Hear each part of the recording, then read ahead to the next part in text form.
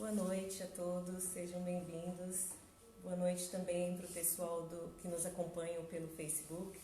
Obrigado por estarem aqui.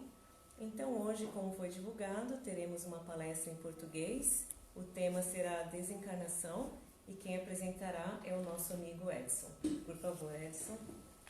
Obrigado. Boa noite a todos, sejam bem-vindos mais uma vez. Boa noite a todos que nos acompanham pela internet também. O tema proposto para a noite de estudos é desencarnação. É um tema que às vezes surge como inconveniente, principalmente quando nós conversamos isso ou tentamos falar sobre o tema dentro de casa. Quando a gente está entre as pessoas mais amadas, onde o nosso afeto encontra-se bastante evidente, bastante dilatado. Então, para nós, traz esse tema uma sensibilidade, uma dificuldade em seu entorno, em sua conversação. E a gente muitas vezes evita falar. Mas como nós podemos entender a desencarnação? Conta-se que um certo homem trabalhava até muito tarde, talvez num desses dias de inverno. E quando ele saiu, ganhou a rua, já estava escuro. Era a primeira vez que ele chegava a sair muito tarde do trabalho, fazendo hora extra. E já estava escuro e precisava ir para casa, tinha que buscar o ônibus, alcançar até o ponto. E aí ele começou a andar, caminhou, até que chegou à frente de uma estrada, muito escura, um breu. Não dava para ver um sinalzinho de luz, tudo muito escuro. E ele sabia que tinha que chegar, passar por ali para chegar até o ponto de ônibus. Então ele começou a ir, porque não tinha saída. Começou a caminhar. Já começava a imaginação pipocar ideias. O que terá aqui? O que eu poderia encontrar? Houvera falar que ocorrera vários assaltos ali. Então ele, ensimesmado, começou a caminhar. E começava a dar os passos e eu escutou algo. Continuou a caminhada, escutava passo, alguma coisa estava seguindo. Eu olhava para trás, mas não conseguia enxergar. E aí ele caminhou mais rápido e os passos ficaram mais rápido ainda. E ele então começou a correr. Correu.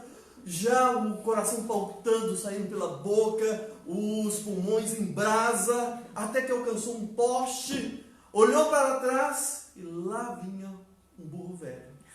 Um burro velho que costumava ficar naquela região e costumava realmente seguir as pessoas. Como a imaginação da gente cria cenários, cria ideias. Como o medo interfere na nossa razão. Como o desconhecido traz para a gente sempre bastante dificuldade e bastante limitação de como agir, como reagir. Então, a pergunta é, como o Espiritismo pode nos ajudar a esclarecer sobre o fenômeno da desencarnação? O que o Espiritismo entende como desencarnação? A morte existe? O Espírito de Emmanuel, no seu livro Vinha de Luz, escreveu: para os que permanecem na carne, a morte significa o fim do corpo denso. Para os que vivem na esfera espiritual, representa o reinício da experiência. É porque no Espiritismo, ao contrário de várias religiões dogmáticas, o Espírito não surge na concepção. Para muitas igrejas, para muitas religiões, o Espírito surge a partir do momento da concepção. No entanto, para o Espiritismo, o Espírito ele antecede a reencarnação, antecede a vinculação à célula-ovo. Então, o Espírito já existia. Então, quando ele reingressa na encarnação para desenvolver um corpo biológico, ele já existia antes. Então, a encarnação é um mergulho na carne. É uma viagem temporária que nós fazemos, dada um processo que a didática divina nos oferece. Porque, para muitos, a encarnação é uma escola. A gente veio para aprender. A gente veio para crescer, nos desenvolver. Então, as provas que surgem ao longo da vida todas são endereçadas ao nosso crescimento, à dilatação das nossas capacidades emocionais, psicológicas, intelectuais. Mas quando a gente, para muita gente, por outro lado, em vez de ser um educandário, é um hospital. Quando nós necessitamos restabelecer, quando o espírito veio já comprometido em determinadas experiências anteriores e tem agora a necessidade de reajuste. Então, a Terra, o planeta, a reencarnação para ele é um reajuste, é um verdadeiro hospital, onde as terapias vão ser aplicadas, onde ele vai encontrar, então, novos caminhos e a reabilitação. Então, ou é um hospital ou uma escola, mas a vida é transitória. E disso todos nós sabemos. E o Espiritismo nos explica que nós só temos uma fatalidade, que é a morte. No mais, todas as outras coisas são partes de um planejamento ou do nosso livre-arbítrio. Mas também poderíamos perguntar assim, a desencarnação, e aqui eu estou falando de morte, por que os espíritas falam desencarnação e não morte? A explicação é que a morte é um fenômeno biológico. A desencarnação é um processo de desimantação da matéria. A morte, ela é um fenômeno diagnosticado e ocorre por falência dos órgãos físicos. A desencarnação, ela se inicia com o fenômeno da morte, mas ela se processa até que o espírito possa se desligar totalmente dos interesses que o prendem à matéria, alcançar a consciência plena e a sua liberdade. Enquanto a morte é um ponto em que todos nós podemos reconhecer igual, porque significa uma morte clínica, então para todos nós o diagnóstico é igual, no caso da desencarnação é extremamente particular. Nós fazemos, cada um de nós, o nosso processo desencarnatório a depender da nossa condição evolutiva. Então, por isso, no Espiritismo, nós utilizamos o termo desencarnação. Mas por que tememos tanto a morte? Qual a origem desse temor, dessa dificuldade em lidar? Allan Kardec estudou, e no seu livro O Céu e o Inferno, os critérios, alguns fatores que podem nos ajudar a entender por que tememos tanto a morte. Noção insuficiente da vida futura. Então, para muitas religiões que são espiritualistas, a vida não termina com a morte, não termina com o fim do corpo físico. Continuamos após a morte física. Mas continuamos onde? Em que situação? E para muitas religiões, no céu ou no inferno. E quando não se sabe bem onde colocar, ficamos no limbo. Mas no Espiritismo nós não temos nem céu nem inferno. Céu e inferno como localizações geográficas não temos. Céu e inferno para o espírita é uma condição íntima. Então nós não temos a chamada condenação eterna, em que a pessoa, uma vez que errou, uma vez que pecou, uma vez que venha se comprometer, não consegue mais se reabilitar. Porque a doutrina espírita nos propõe que a reabilitação é feita pelo processo da reencarnação, o processo de reeducação.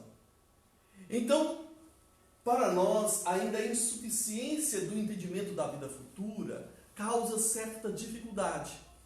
No Espiritismo nós temos, graças à literatura de Francisco Cândido Xavier, em especial na obra de André Luiz, um roteiro, uma clara expressão do que é o mundo espiritual.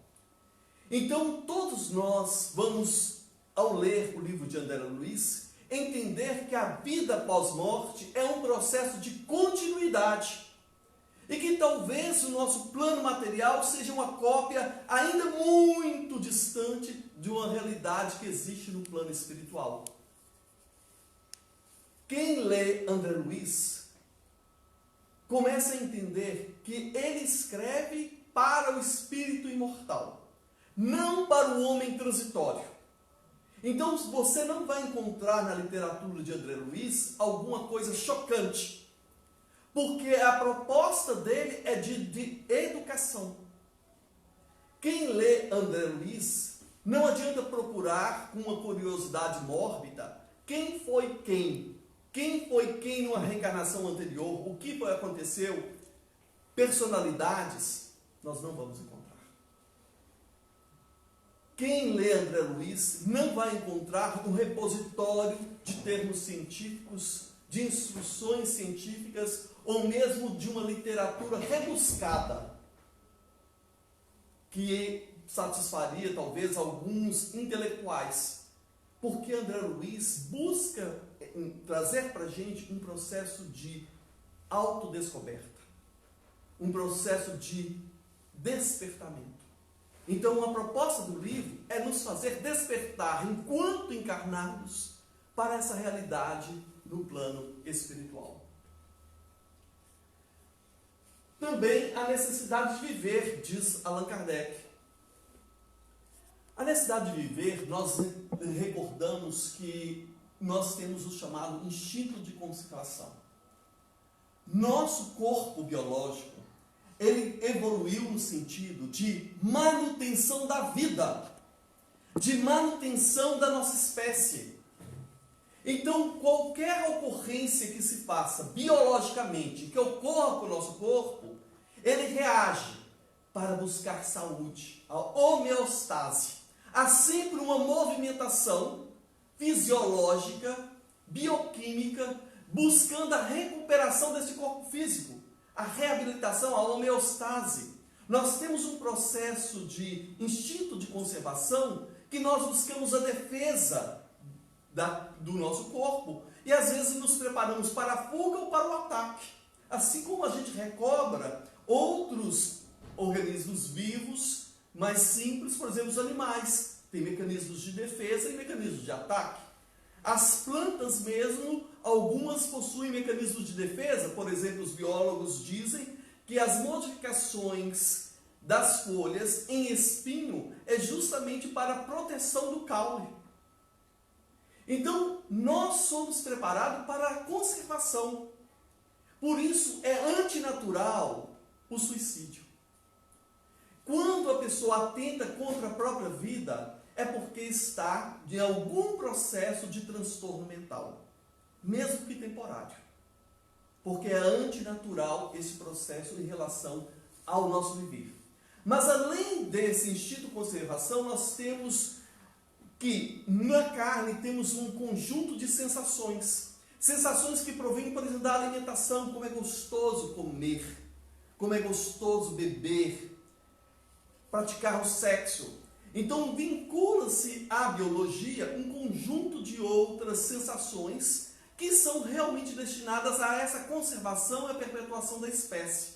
E quando então Allan Kardec estuda na lei de conservação, no livro dos Espíritos, ele nos diz que o problema está no exagero, no desequilíbrio. Porque quando nós exageramos nessas sensações, aí nós nos desarmonizamos. E essa desarmonia é que causa para nós uma grande dificuldade no processo de desencarnação. E receio da destruição total. Como é difícil pensar que a vida termina com a morte. E que tudo que você fez e tudo que você viveu será justamente esquecido, sepultado, finalizado. Isso traz um certo temor, o nada, ou a integração a um todo, como algumas religiões panteístas dizem que Deus é tudo, e quando nós morremos, voltamos ao todo, quer dizer, perdemos a individualidade. Isso traz-nos um temor, o temor do niilismo. Então, nós tememos a morte por um conjunto de situações ali propostas por Allan Kardec, e existem outros fatores, mas não vamos estudar hoje. Desencarnar é mudar de plano, como alguém se transferisse de uma cidade para outra aí no mundo, sem que o fato lhe altere as enfermidades ou virtudes com a simples modificação dos aspectos exteriores, porque nós estamos perdendo o corpo físico, como alguém que troca de veste. Então, a desencarnação nos explica novamente Emmanuel, não vai fazer grandes transformações, nós não vamos adquirir asas de anjo quando desencarnamos. Então não é porque o indivíduo desencarnou que ele vai se enriquecer de sabedoria. Nós continuamos no nosso processo, agora sem um corpo biológico, tal como nós somos, com as aquisições que nós já conquistamos. Mas o que ocorre e que muitas vezes precisamos elucidar é que o espírito, ele possui maior percepção da realidade, maior sensibilidade do que o nosso corpo biológico. Nós temos 5 sentidos para apreender a realidade que vivemos. Mas o espírito possui muito mais e possui uma sensibilidade mais intensa. Por isso o espírito consegue perceber a realidade de uma forma mais viva do que nós enquanto encarnados. Então, como ocorre a desencarnação? Então, precisamos falar de como ocorre o nascimento. Então, o espírito, ele possui um corpo perispiritual, que nós chamamos de perispírito. O perispírito é um corpo semimaterial que envolve o espírito e que lhe dá a forma. Então, quando vai reencarnar, o perispírito se liga à célula ovo, no momento da concepção, e a partir dali participa do processo da formação do corpo físico. Quando vamos reencarnar, no plano espiritual, se movimenta um conjunto de entidades, nossos amigos espirituais, nossos benfeitores, os mentores, os técnicos, participam os familiares, todos endossando votos para que a gente faça uma encarnação belíssima e que tenhamos um máximo de proveito na encarnação. E do lado de cá, nós temos os pais, os técnicos, que são os médicos e enfermeiros, nós temos os amigos, os familiares. Imaginem que para você reencarnar, tantas pessoas endossaram a sua vida. Por isso que nós não podemos brincar, a gente não pode desperdiçar, malbaratar o tempo e as oportunidades que nós temos. Porque nós estamos num processo extremamente valioso para nós. E então nós reencarnamos, e quando vamos desencarnar, o que acontece? O espírito, que é o espírito mais o seu perispírito, ele vai se desassociar, como se desenraizar-se da matéria. Então vai sendo liberado passo a passo da matéria. E normalmente, na última etapa, ela ocorre um desligamento do feixe que nos liga, que é o chamado cordão fluídico, do corpo físico. E nós vamos ver daqui a pouco com mais detalhe. O que influencia? Influencia o gênero de morte. Há pessoas que morrem, por exemplo, devido à idade. Nós passamos por fases da vida e chegamos à fase adulta e à velhice. E é natural que, com o passar do tempo, nossos órgãos venham a sentir mais desgastados. E o funcionamento desses órgãos, por um processo biológico mesmo, natural, de desgaste do oxigênio, do sol, dos intempéries do ambiente, etc., da alimentação, do estilo de vida que nós tivemos, venham se desgastando. E há um momento, então, que esses órgãos não conseguem mais responder para proporcionar a manifestação desse espírito. E aí começa o processo de desligamento. O processo, quando se dá assim, de uma forma natural, seguindo essa sequência, ocorre de uma forma muito mais tranquila. Porque você já passou por todos aqueles arrombos da juventude, já passou pela vida adulta, já chegou a uma madureza e você sabe o que é importante, o que é fundamental. E você já tem tempo de ir reparando as coisas, despedindo-se, porque intuitivamente a gente sabe que estamos num processo da natureza. Então a gente tem tempo para alinhar, acertar, colocar os pingos nos is. Então fica mais fácil quando nós passamos por um processo de morte, desencarnar dessa forma, porque isso ocorre de uma forma mais simples, mais natural, mais harmônica. Normalmente o indivíduo consegue fazer uma desencarnação de uma forma mais simples, sem muitas perturbações no plano espiritual. Por que perturbações? Ora, quando você faz uma viagem, por exemplo, muito longa do Brasil para Nova Zelândia, quando você chega aqui, a gente está assim, parecendo um zumbi, porque é o jet lag, as horas, etc., o cansaço do voo, etc., e a gente fica meio atordoado. É um estado de perturbação. Se eu apagar a luz ali e de repente acender de novo, você tem uma certa perturbação pela claridade. Então, há um processo de perturbação que pode ser maior ou menor em questão de tempo. Também temos aquela morte que as pessoas falam assim, eu gostaria de ser igual um passarinho, fechar o olho e morrer. Mas pensem bem, se você morresse assim, ia ser muito complicado, porque você não teve tempo de se preparar. Você não teve tempo de se ajustar, a colocar as coisas, arrumar as coisas na vida. Você não teve tempo de se despedir. E então, dado a esse processo tão repentino, quando chegamos no plano espiritual, sentimos certo embaraço. Mas há também a desencarnação por acidentes, nas tragédias que acontecem. Muitos acidentes, muitas tragédias coletivas, elas são compreendidas e acompanhadas pelo plano espiritual. Então não é porque a pessoa desencarnou num processo de morte coletiva que vai sofrer uma perturbação ou vai ter maior dificuldade no plano espiritual. Porque muitas vezes esses técnicos já estão preparados. Um fato que a Ivone Pereira narra nos seus livros é o seguinte: nenhum de nós, nos momentos graves da existência, deixamos de ser orientados, acompanhados pela inspiração, pela intuição, pelos sonhos. Em especial, a morte. Nós, indivíduos, de alguma forma somos acalentados, envolvidos já pelas entidades espirituais, pelos nossos amigos, pelo nosso anjo da guarda, neste processo. E há uma certa intuição de que algo possa acontecer. Então a gente tem um certo preparo neste processo.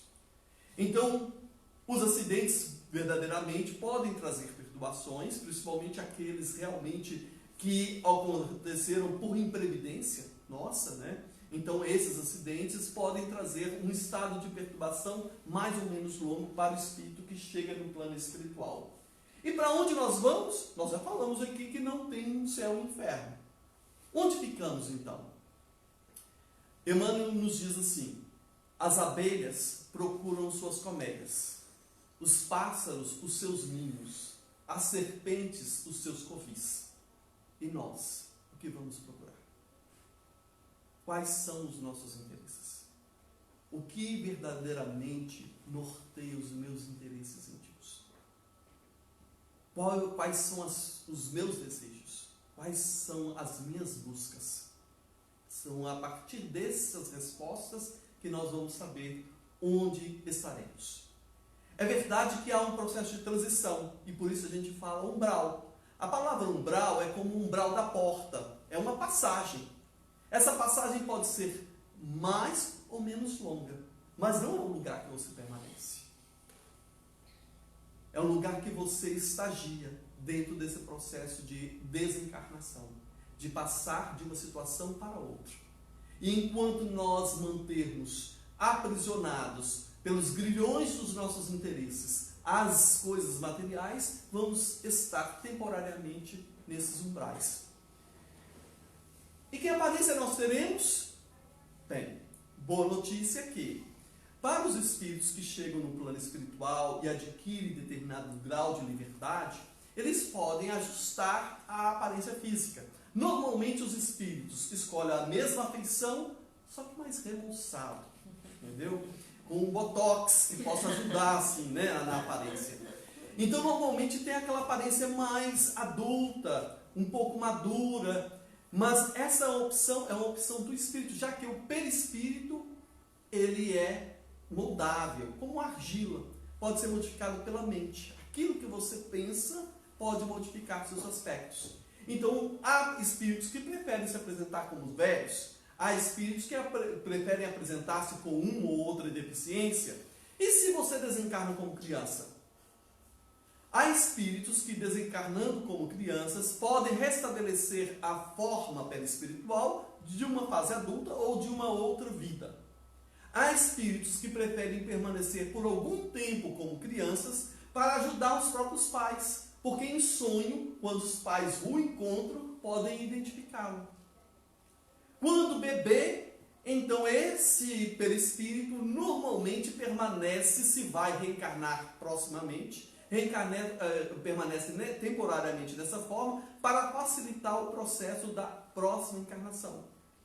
Então a forma, a aparência que nós vamos ter, então vai depender dessas condições.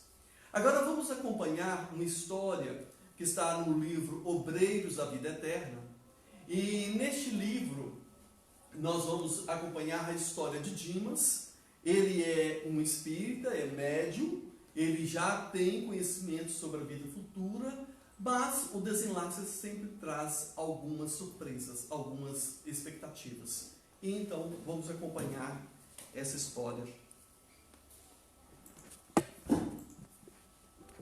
Compreendia, mais uma vez, que há tempo de morrer como há tempo de nascer. Dimas alcançara o período de renovação e por isso seria subtraído à forma grosseira, de modo a transformar-se para um novo aprendizado. Não fora determinado o dia exato. Atingira-se o tempo próprio. Recordando, contudo, meu caso particular e sequioso de elucidações construtivas, ousei interrogar nosso orientador antes de regressarmos ao círculo carnal pela manhã. Padre Jerônimo, terá sido Dimas como foi suicida inconsciente? Não, André. Nosso irmão não foi um suicida. Então não será necessário habitar regiões de sofrimento como eu mesmo precisei. Tem razão. Dimas, desde a infância, foi acostumado a luta sem mimos, desenvolvendo o próprio corpo, se envolvendo com trabalhos abnegados e incessantes. Constituiu família, pingando suor no trabalho diário. Mesmo assim, ainda encontrou tempo para se dedicar aos que gemem e sofrem, que estão num plano abaixo dele. Com recurso da mediunidade, se envolveu com o bem coletivo. Perdeu integralmente o conforto da vida social. Como observamos, há existências que perdem pela extensão, ganhando, porém, pela intensidade. Mas já é hora de ir, André. Nossos irmãos nos esperam.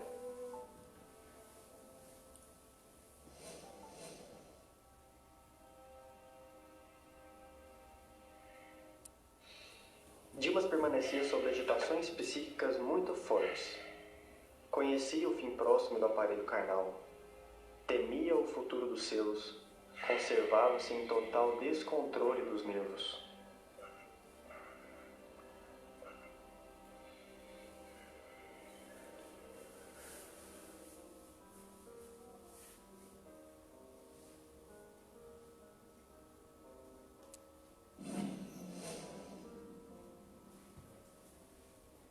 Meus irmãos, que bom que vocês chegaram. O desligamento será hoje? Sim, a resistência orgânica terminou. Já estamos autorizados a aliviá-lo. Está na hora.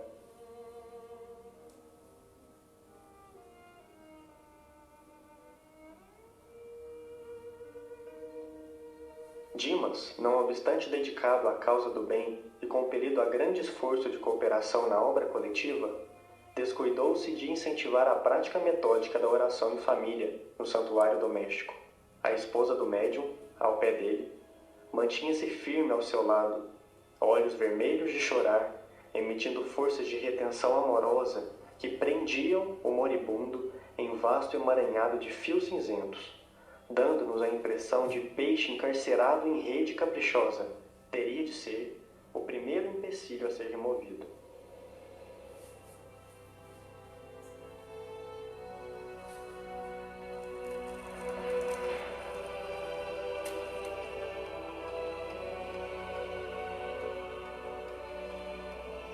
Enquanto, através da imposição magnética, eu me esforçava para modificar-lhe as vibrações mentais, Hipólito e Luciana teceram uma rede fluídica de defesa em torno do leito, para que as vibrações mentais inferiores fossem absorvidas. E Jerônimo trabalhava a fim de tranquilizar a esposa para dar continuidade à tarefa.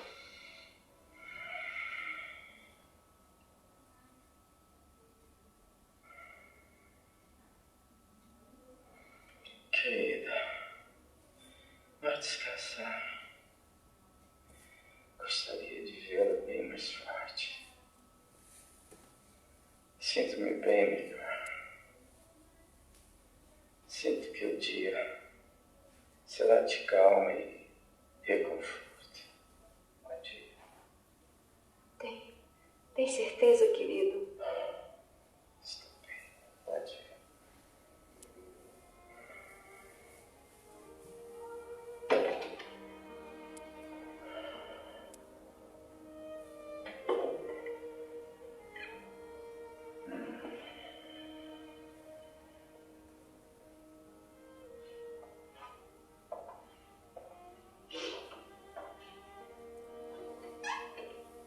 Meus irmãos, peço-lhes que cuidem do sono da esposa para que suas emoções mentais não nos alterem o esforço.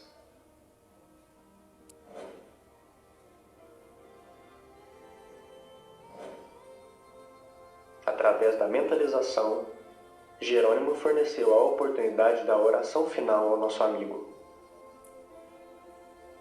Meu Senhor Jesus Cristo, creio que atingi o fim de meu corpo, do corpo que me deste por algum tempo, como dádiva preciosa e bendita. Não te posso implorar a bênção da morte pacífica, porque nada fiz de bom ou de útil por merecê-la. Maria Santíssima, se é possível, amada Santa, socorre-me com o teu compassivo e desvelado amor.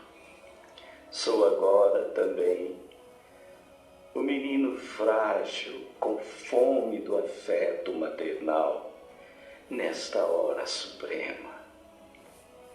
Oh, se eu pudesse contar também com o socorro da abençoada mãezinha que a morte arrebatara há tantos anos. Meu filho. Dimas, experimentando indefinível bem-estar no regaço materno, parecia esquecer agora todas as mágoas, sentindo-se amparado, quase feliz. Ordenou Jerônimo que me conservasse vigilante, de mãos coladas à fronte do enfermo, passando logo após ao serviço complexo e silencioso de magnetização. Havíamos iniciado o desligamento.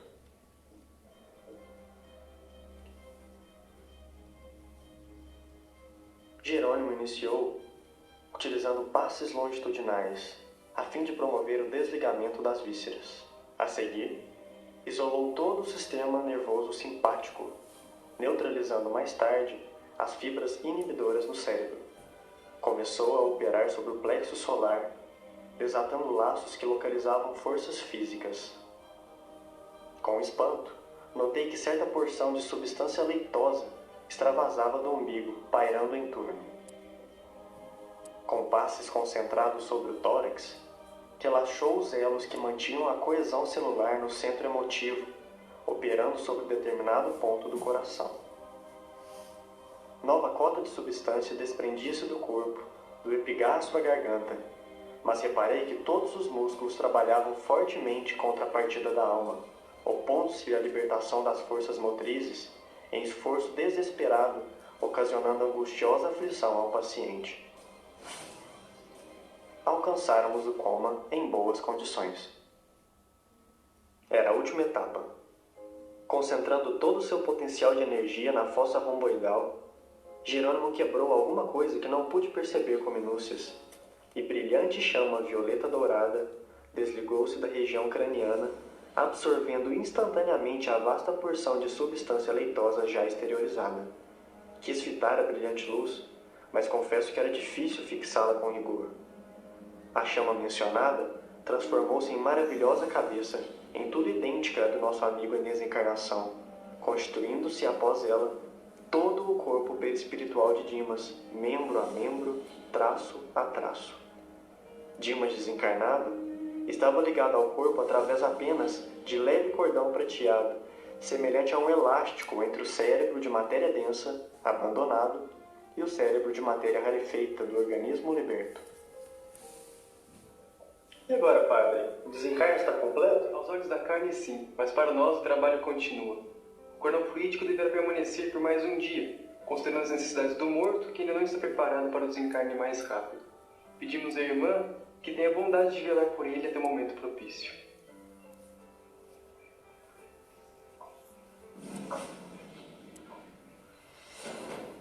Devido aos méritos adquiridos, foi permitido que Dimas tivesse defesas pessoais, mas a residência conservava-se à mercê da visitação de qualquer classe. As câmaras mortuárias não devem ser pontos de referência à vida social, mas recintos consagrados à oração e ao silêncio. O sentimentalismo exacerbado da família inconformada é sempre prejudicial ao processo de desligamento. No dia seguinte, retornamos ao recinto doméstico onde cortaríamos o fio derradeiro que o ligava aos despojos. Estávamos a postos 2 horas antes de organizar-se o cortejo fúnebre. Reparei que o médium liberto tinha agora o corpo perispiritual mais aperfeiçoado, mais concreto. Jerônimo examinou-o, auscultou-o como clínico experimentado. Em seguida, cortou o liame final. Dimas livre, Dimas espírito, despertava.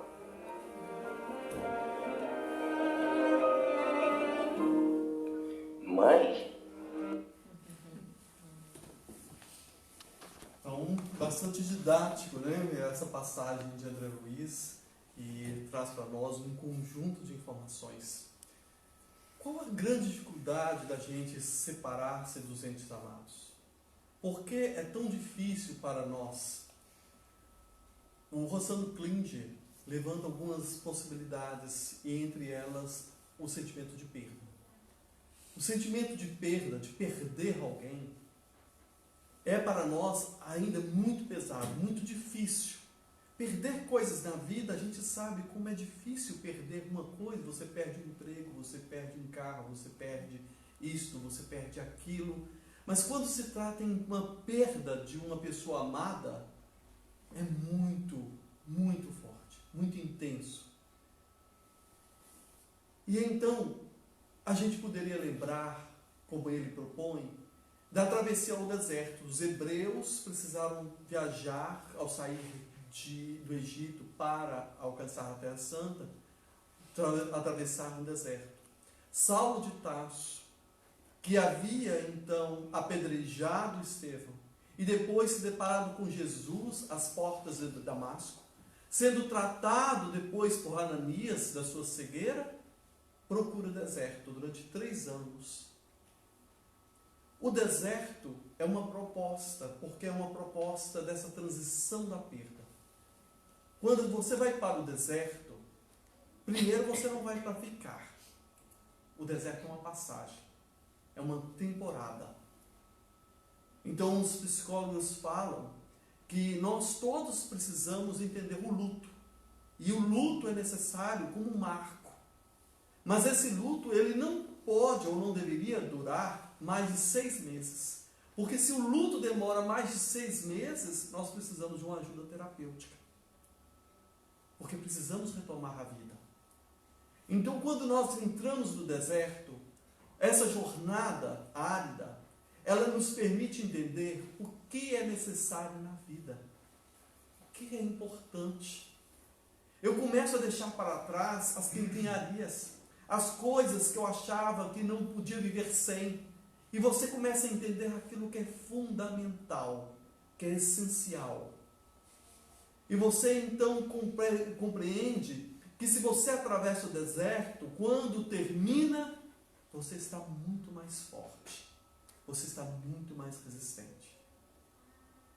Então a perda é uma passagem pelo deserto, em que nós nos sentimos fragilizados, nós nos sentimos sofridos, mas quando saímos dali, nós nos sentimos mais fortes. É porque precisamos mudar de foco. Não pensarmos tanto na morte, mas na vida, na continuidade da vida, porque nós continuamos a viver. Nós temos um trabalho, nós temos uma proposta e precisamos continuar essa proposta, esse trabalho, esse projeto. Então, quando nós olhamos nesse processo de perda, uma das coisas que mais acontece, bastante comum, é a gente começar a se julgar. Por que eu não estive mais presente? Por que eu não vivi mais com essa pessoa? Por que eu não dividi mais meu tempo? Por que não fui mais delicado? Por que não ajudei mais? Por que não assisti mais? E a gente começa a se fragilizar num sistema de cobrança, de culpa, de autoflagelo. E isto não é necessário, nós não podemos permitir. Precisamos pensar bem, colocar numa balança todas essas coisas que estou querendo falar sobre as cobranças, sobre o que não fiz ou o que podia ter feito mais, e ao outro lado, a história de vida que eu tive com aquela pessoa.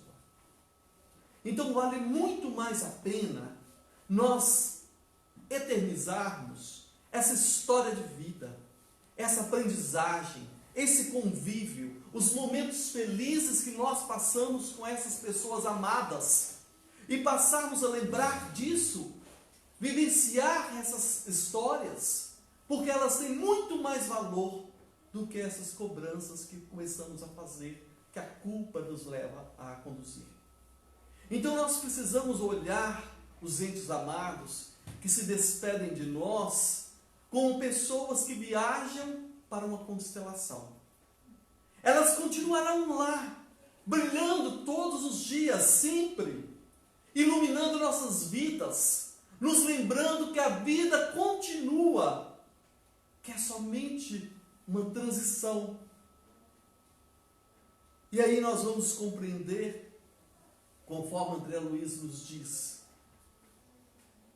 que a vida não cessa, a vida é fonte eterna e a morte o jogo escuro das ilusões. Ele então coloca no seu livro Nosso Lar: a existência é um ato, o corpo uma veste, um século um dia, um serviço uma experiência, um triunfo uma aquisição, uma morte um sopro renovador. Quantas existências, quantos corpos, quantos séculos, quantos serviços, quantos triunfos e quantas mortes serão necessárias para que nós possamos alcançar a nossa iluminação, a nossa plenitude, a nossa condição de espíritos puros. Então temos um longo trabalho, uma longa trajetória. E compreender este processo facilita para que nós possamos transitar por eles sem causar danos, sem causar perdas para nós mesmos. Então, há alguns pontos dessa passagem de Dimas que nós gostaríamos de ressaltar e frisarmos com vocês, que quanto mais espiritualizado, mais simples e natural se dá o processo. Então, como Emmanuel diz, nós precisamos de espiritismo, nós precisamos de espiritualismo, mas nós precisamos muito mais de espiritualidade. Então não importa a religião que nós escolhamos, não importa a decisão da filosofia que vamos seguir em nossas vidas, mas que seja esta filosofia, que seja essa religião vivida, para que a gente realmente se espiritualize. Nós precisamos deixar aquela condição do religioso externo para viver a religião íntima. Então nós precisamos fazer esse processo para que, quando vier a nossa própria morte e desencarnação, nós o façamos de uma forma natural, de uma forma mais harmônica, com mais entendimento. há alguns espíritos que acompanham conscientemente o processo da morte. Acompanham todas as etapas. No livro Céu e Inferno também, na segunda parte, há um relato de um dos participantes da Sociedade Parisiense de Estudos Espíritas, em que ele, após a morte, dá a comunicação imediatamente. E alguns dias depois. Denotando aí a evolução que ele já tinha. Então ele acompanha o processo da própria desencarnação, sem precisar passar por qualquer perturbação ou inconsciência. Mas a maioria de nós vamos passar por um processo de inconsciência e às vezes um processo de perturbação mais ou menos longo, a depender dessa condição evolutiva, a depender da nossa espiritualização. O desenlace se dá com o rompimento do cordão fluídico. Então, às vezes o indivíduo entra no estado de coma, mas esse cordão fluídico não foi cortado. Então a vida se mantém. Por isso o Espiritismo não apoia a eutanásia. Então nós entendemos o Espiritismo da necessidade que tem o espírito daquele processo. Às vezes aquela pessoa no processo de doença crônica, que a gente vê, a gente fala assim, nossa, aquela pessoa está sofrendo, amargurando, pagando os últimos pecados na vida. É uma leitura muito pessimista, gente. Essa é uma leitura muito pessimista. Nós precisamos entender que é o processo que aquela pessoa está fazendo. E é o processo que ela é capaz de fazer. Como um aluno que tem uma dificuldade na escola, e a gente fala assim, não é, a gente vai chegar e falar assim, você não tem capacidade intelectual para aprender isso. Você vai dizer, você precisa se esforçar mais. Então, às vezes, aquele espírito que passa por um processo de uma morte crônica, de uma doença crônica, é um espírito que precisa um pouco mais de trabalho, de desaprego, de preparação, exatamente para essa etapa. E há muitas coisas que acontecem durante esse processo da doença crônica que nós não podemos calcular. O quanto pode ser importante para aquele indivíduo que ali se encontra. E, normalmente, o cordão fluídico, ele ocorre o desligamento dos pés para a cabeça, como vocês assistiram. Então, vai se desimantando, desenraizando as ligações do perispírito com o corpo físico. E isso vai acontecendo das extremidades para a cabeça. E parece que na nuca, nessa região da cabeça, no cérebro, é feito o último desenlace. Esse cordão fluídico é um cordão elástico que nos liga à matéria. Quando nós adormecemos todos os dias, inclusive, nós parcialmente nos desligamos do corpo biológico, no processo do sono físico. Então nós nos distanciamos do corpo físico, acompanhados desse cordão fluídico, demonstrando que estamos ligados àquela matéria. Por isso não precisamos temer que nenhum espírito vai tomar meu corpo, eu estou lá dormindo. Tem pessoas que ficam com esse medo, porque eu estou associado àquela matéria, né? Por esse cordão fluídico. E no plano espiritual a gente faz o desligamento, chama emancipação parcial da alma. Então a gente faz a emancipação parcial no estado de sono e muitas vezes temos sonhos espíritas. Né? E aí é outro estudo a questão dos sonhos. Mas é dessa forma que acontece. Então, treinamos todos os dias, mas temos bastante dificuldade no momento em que chega a nossa hora. Né? A desencarnação é um processo que pode durar horas, mesmo após a morte clínica. Então nós, por isso, não apoiamos a eutanásia. Uma descrição sobre os fenômenos da morte está nos estudos sobre EQM. Então, a EQM são aqueles estados em que se tornaram mais comuns há algumas décadas atrás, 4 décadas atrás, quando então essas experiências de quase morte foram então mais diagnosticadas, foram mais visualizadas, porque a medicina alcançou recursos maiores para a chamada ressuscitação orgânica. Então, mesmo que o indivíduo tenha uma morte clínica, em alguns minutos, se houver intervenção, né, tem uma parada cardíaca, e essa parada cardíaca tem uma intervenção ali dos paramédicos, dos médicos, então o indivíduo pode retomar, o corpo pode continuar dando condições do espírito se manifestar. Né? Não chegou o momento da sua morte. Então, essas pessoas, quando retornam, elas podem descrever essas sensações, o que acontece no momento da experiência de quase morte. Na maioria das vezes eles relatam que encontram com amigos espirituais, encontram com familiares, com pessoas conhecidas, e eles, em muitas situações, reveem o que aconteceu durante a vida. Então, um ponto que acontece com todos, e é considerado com todos nós, é que no momento que nós desencarnarmos, nós vamos rever os fatos da nossa existência.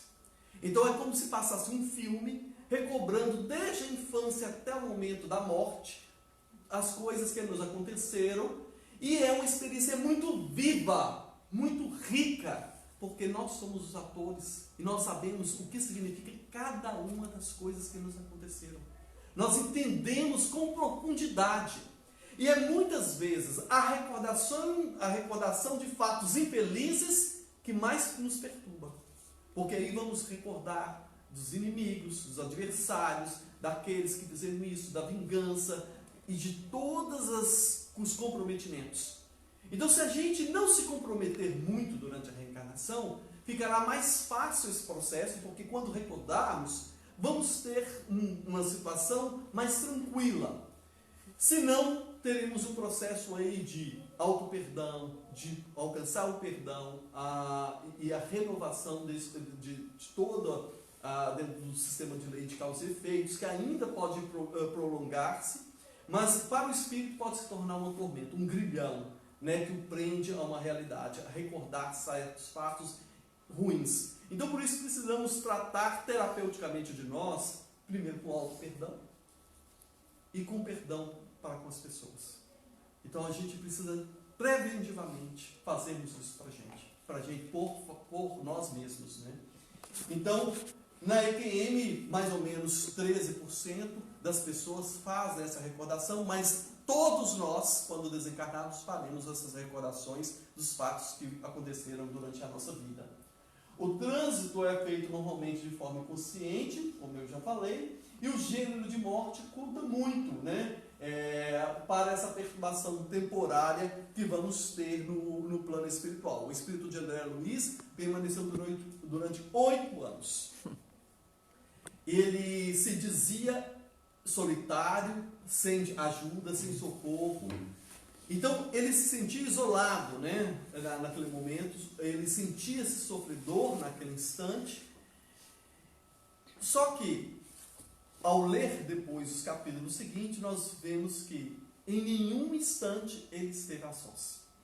Em realidade, a misericórdia divina, os protetores espirituais sempre estiveram ali ao lado dele. Mas a cegueira temporária, imposta por ele mesmo a ele, o impedia de perceber essa realidade. Sabe quando você se enfurece, se irrita, e você perde qualquer percepção em relação às coisas que estão à sua volta? Mais ou menos assim, você fica cego, né? Cego temporariamente. Então, muitas vezes, essa dificuldade, essa ideia de que não vamos ter alguém nos socorrendo, um apoio após a morte, vem muito dessa dificuldade, essas descrições vêm dessa dificuldade que o espírito teve de perceber a realidade à sua volta. Nenhum de nós, absolutamente, vamos desencarnar e vamos estar sem a supervisão, sem o apoio de algum benfeitor espiritual. Todos nós, mesmo aqueles que tenhamos nos comprometido mais, teremos, pela misericórdia divina, o suporte, o apoio. Naturalmente, se nós formos indivíduos que trabalhamos muito, fizemos muita caridade, angariamos muito amigos, fizemos então uma teia de amor muito grande, no plano espiritual vamos ter esse amparo dos amigos que nos antecederam. Então vamos ter mais recursos para nós e essa transição se fará de uma forma mais suave, mais amena, por causa dessa condição, repercussão que houve a vida física na vida espiritual. A assistência, então, nunca é esquecida. Vocês percebem lá no vídeo que o Dimas tem assistência de alguns amigos espirituais, depois chegam os mentores, né? Chega o Jerônimo, chega o André Luiz, depois tem a intervenção da mãe. É assim que acontece o processo em geral, quando nós temos algum tipo de merecimento para termos todo esse suporte. O preparo mental do indivíduo e da família ajuda muito. Vocês viram lá que a esposa, ela lançava mentalmente uma ideia de aprisionar. Ela não aceitava a morte do Dimas. Então ela dificultava o desenlace dele. Então muitas vezes acontece isso. Quando a família não aceita, quando os parentes não aceitam, quando criam então aquele impedimento, não pode morrer, não quero que morra, e toda aquela situação de desespero, mais coloca barreiras ao processo da desencarnação e dificulta esse processo. Então os benfeitores espirituais, muito sabiamente, fazem o seguinte: depois de longa temporada em que o indivíduo esteve ali numa doença crônica, às vezes até inconsciente, ele desperta um dia. A família entra toda em festa, acordou, vai voltar para casa, etc. Aí as pessoas que dormiam no hospital vão dormir em casa, as pessoas vão para casa, passam as preces, etc. No outro dia, o indivíduo já está morto. Então, quer dizer, diminuem as tensões, as fixações mentais que prendiam aquele espírito à matéria, e aí então ele consegue fazer a sua desencarnação. Humberto de Campos tem uma mensagem muito interessante chamada Preparo para a Morte. Ele nos fala que nós podemos nos preparar desde já. Como? Evitando os exageros, evitando essas situações de desarmonias, de desequilíbrios, principalmente em relação ao viver. Então, não nos irritarmos tanto, não estabelecermos processos de vingança, sabermos eliminar as mágoas do nosso coração, evitar os processos de culpa, mas também evitar os exageros da alimentação, do sexo e das atividades do dia a dia, que não venham esses prazeres, essas sensações depois se tornar algo de desequilíbrio que nos impeça o processo de uma desencarnação mais natural. Então tenhamos esse temperamento, sabemos que precisamos entender qual o limite das nossas necessidades. Será que eu estou exagerando nisso? Será que eu estou pesando demais? E aí a gente tentar ir ajustando e ter uma vida mais equilibrada, mais harmônica. Então, o preparo para a morte é uma mensagem bastante interessante, em que ele nos chama a atenção para diversos detalhes no dia a dia. A influência dos amigos e familiares, nós falamos que cria uma teia de retenção, então é importante a gente ter uma postura quando a gente visita um paciente, visita uma pessoa acamada, porque às vezes a pessoa não se prepara para fazer a visita, então você chega lá no hospital, a pessoa está lá debilitada, e você está dizendo: nossa, como você está magro, como você vai... Nossa, vai morrer, desse jeito você está acabado. Então a pessoa acaba piorando a condição do moribundo, da pessoa que está ali, porque você não está levando esperança, né? Você não está levando alegria. Então temos que ter um preparo antes de visitar qualquer pessoa em uma situação de tratamento, de terapia. Nós não sabemos se vai ser o momento da desencarnação ou não. Vamos nos preparar. O que eu vou conversar? Que assunto vou puxar? Se caso surgir isso, o que eu vou fazer? Ter uma postura otimista, de esperança perante a vida. Então, o tempo todo ser vigilante para não escorregar e acabar dificultando a própria pessoa, a recuperação da própria pessoa. A questão da postura no velório. É verdade que no passado, e eu acho que ainda continua, muitas pessoas fazerem anedotas, né? Contarem piadas. As pessoas dizem: nossa, o ambiente de velório é tão pesado, né? Vou contar uma piada para distrair. Então não é por mal que a pessoa conta piada, a gente sabe, mas só que não é a condição melhor, mais adequada, porque é como se você chegasse no hospital e estivesse com uma ferida. O que você espera? Um tratamento, você espera um remédio, você espera um curativo, então você tem algumas expectativas. Então imagine, você está ali, morto, mas ainda no processo de desencarnação, muitas vezes pode estar ali no velório, pode estar escutando o que está à volta. Então todas essas palavras, às vezes aquele instrumento jocoso, pode dificultar um pouco os pensamentos que estão ali naquele velório, naquele local. Então a postura mais adequada é a postura novamente otimista, de prece, a postura positiva, de esperança, de conforto. Às vezes nós precisamos pensar assim: eu estou sofrendo, Mas aquele que desencarnou deve estar sofrendo muito. Então, se essa separação está sendo pesada para mim, para essa pessoa pode estar muito mais difícil. Então, eu tenho que, nesse momento, talvez ser o esteio para que ele possa fazer o seu desligamento. E as doações de órgãos? Bem, há um tema que é discutido, né? A doação de órgãos. Nós sabemos como é importante, as campanhas existem. Houve muita resistência durante muitas décadas, porque as pessoas se lembravam de uma época que as pessoas eram enterradas vivas, porque o diagnóstico da morte às vezes não era adequado. A pessoa era enterrada viva e acordava no caixão e ali acabava morrendo, né? Porque sofria naquele momento. Havia também uma situação de pessoas prisioneiros de guerra, ou pessoas durante a guerra, não havia tempo para saber quem estava morto, quem não estava morto, jogava-se todo mundo morto ou vivo dentro de uma vala, e aí as pessoas criaram determinados pensamentos em torno do sofrimento que seria, por exemplo, doar um órgão. Em realidade é uma decisão pessoal, mas é uma decisão pessoal que precisa ser deixada escrita, a família precisa saber, isso tem que ser bem declarado, não pode ser uma intenção assim, eu acho que quero. Não, se você quer, você precisa deixar isso bem anotado, formalizado, para que a família tome providência sem ter dúvida. Porque tudo depende da mente, daquilo que o espírito entende. Então essa compreensão do espírito é muito importante. Então a decisão do indivíduo precisa ser necessariamente ouvida e respeitada neste caso.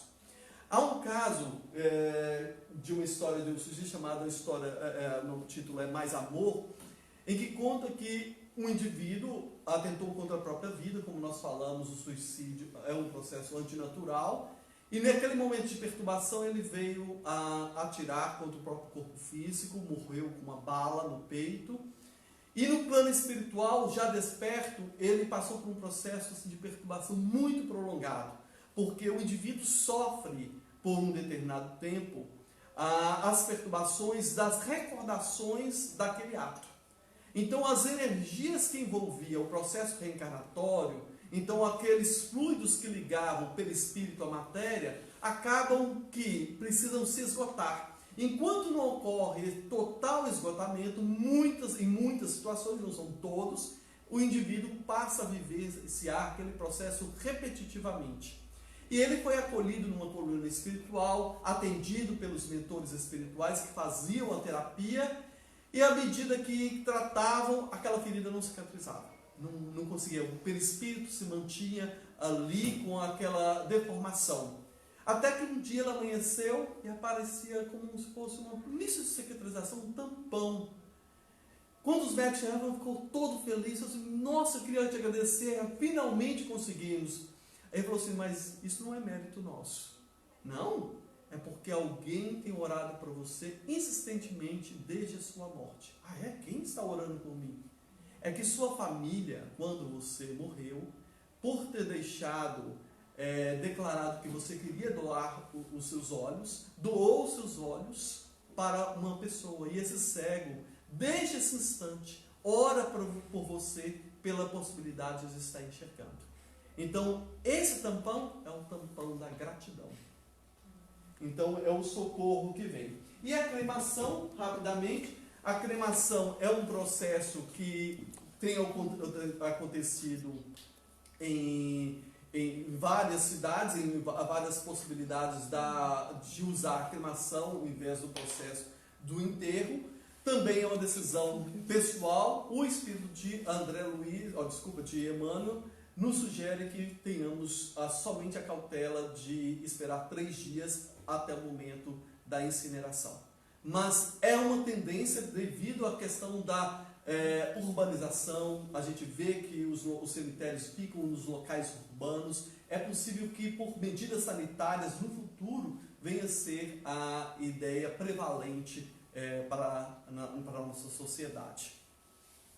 Então, eu acho que eu estou estourando a hora, né? 5 Tem uns 5 minutos. Então, eu só vou abordar esse último tema, que se trata da desencarnação das crianças, porque é um tema também bastante sensível E os pais normalmente se sensibilizam por demais, sofrem demais nesse processo da desencarnação das crianças. E Allan Kardec, no Livro dos Espíritos, a questão 999, nos trouxe a elucidação aí dos espíritos. A curta duração da vida da criança pode representar para o espírito que o animava o complemento de uma experiência precedente, interrompida, antes do momento em que devera terminar, e a sua morte também, não raro, constitui uma aprovação ou expiação para os pais.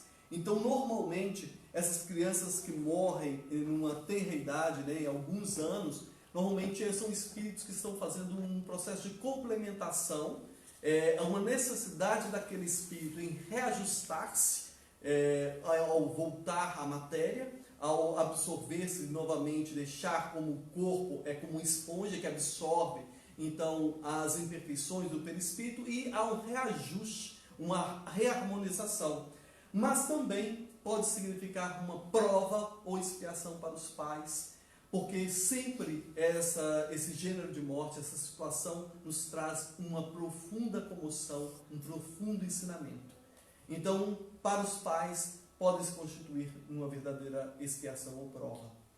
Conta-se que no século passado havia um rabino muito dedicado, religioso. Ele durante anos tutelou uma comunidade, e ele possuía uma esposa e 2 filhos. E certa vez ele foi convidado para ir até uma outra cidade. Naquela época o transporte era feito só por animais, demorava muito tempo para chegar, para voltar. Então ele se ausentou durante algumas semanas, deixou a esposa com os 2 jovens, todos felizes, e seguiu. Alguns dias depois, os 2 jovens têm um acidente e morrem. A esposa, sozinha, vê-se à frente ali de uma situação pavorosa. Ela sofre, lágrimas profundas, amargurosas caem de sua face, mas ela sabia que ela tinha que suportar. Ela zelou, então sepultou os 2 filhos, acompanhou todo o processo, e apesar do sofrimento que ela tinha, ela começou a pensar no marido. Ele já tinha mais de 60 anos, já tinha uma cardiopatia. Como que ela iria falar que os 2 filhos haviam morrido? Então, ela começou a pensar nele e pedir a Deus inspiração para que pudesse ela falar com o marido sem que causasse a própria morte do marido. Então, quando ele voltou a casa, algumas semanas depois, chegando ao portão, ela chegou, a abraçou, eles comovidamente mataram a saudade, ela pediu para que ele entrasse, ele logo perguntou: cadê os nossos filhos? E ela disse: eles virão mais tarde. Entre, descanse, tome um banho, durma um pouco, eu vou preparar o jantar. Ele assim o fez. Depois, mais tarde, veio à mesa do jantar, sentou-se e perguntou: cadê os nossos filhos? Não se preocupe, eles vão chegar mais tarde. Vamos jantar, vamos conversar. E ela começou a contar sobre a viagem, ela ouviu. Até que em um determinado ponto ela disse assim: meu marido, eu preciso de uma ajuda. Uma ajuda? O que está acontecendo com você? Estou percebendo nos seus olhos uma certa melancolia. Você andou chorando? Ela disse: de fato, eu estou passando por um momento muito difícil na minha vida.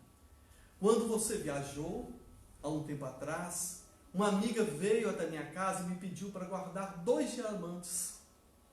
E eu aceitei. Guardei-os. São diamantes lindos. O problema é que agora ela está me pedindo de volta. E eu não quero devolver. Porque eu me afeiçoei a eles. Eles são tão lindos. Mulher, o que é isso? Isso é apropriação indébita? Você precisa devolver. Mas você não sabe como eles são maravilhosos. Eu estou encantado. Vamos vender nossa casa, vamos vender nossas coisas. E ele falou assim: que isso? Cadê o seu juízo? Nós não podemos parar nossa vida por causa dos 2 diamantes. Não, você precisa devolver. Vamos fazer o seguinte: amanhã de manhã eu vou com você para garantir que você vai entregar os diamantes a ela. E ela foi, respondeu: em realidade não precisa. Não precisamos ir. Porque eu já devolvi os diamantes. Esses diamantes são os nossos filhos. Deus veio e pediu-os de volta. Ele então compreendeu o esforço que aquela esposa estava tendo para colocar-lhe a situação. Chorou, abraçaram-se, mas ele aceitou, submeteu-se e compreendeu que a vida no corpo físico, o nosso corpo físico, é um empréstimo divino. Muito obrigado. Boa noite a vocês da internet. Boa noite a todos vocês.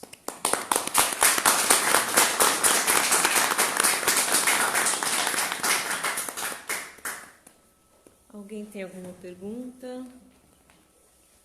Algum comentário?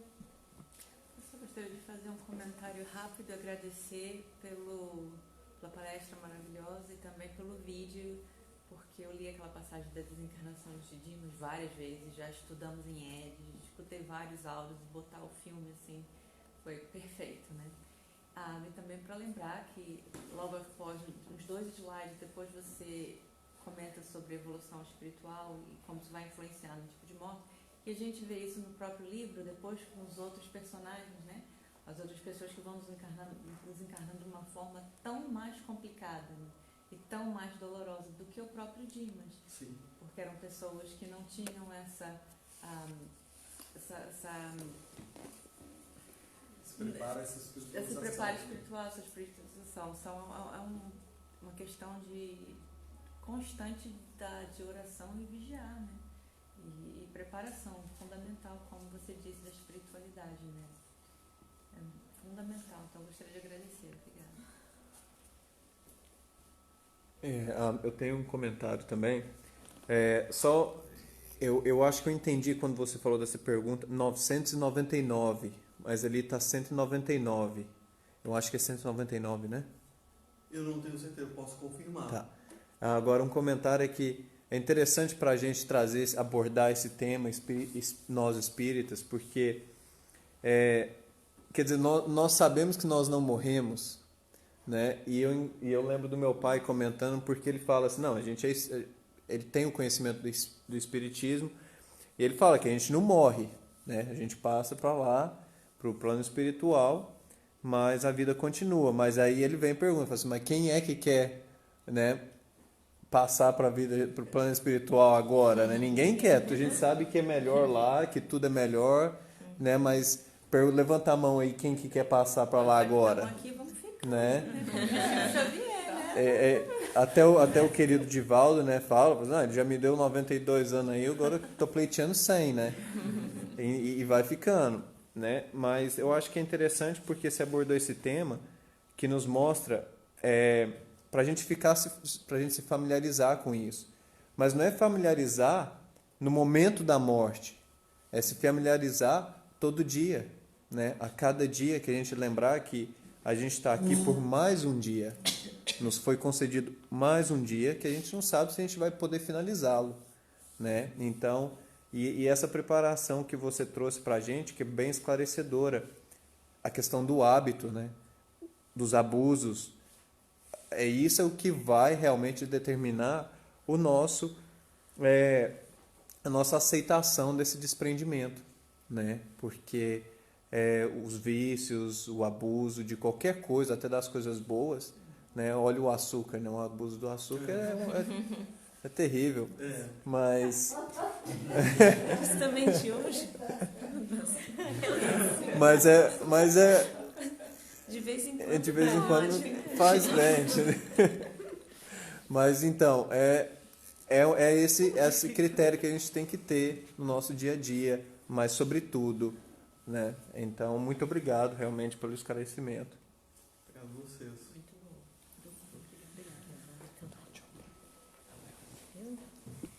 Então, Edson, muito obrigada por essa palestra.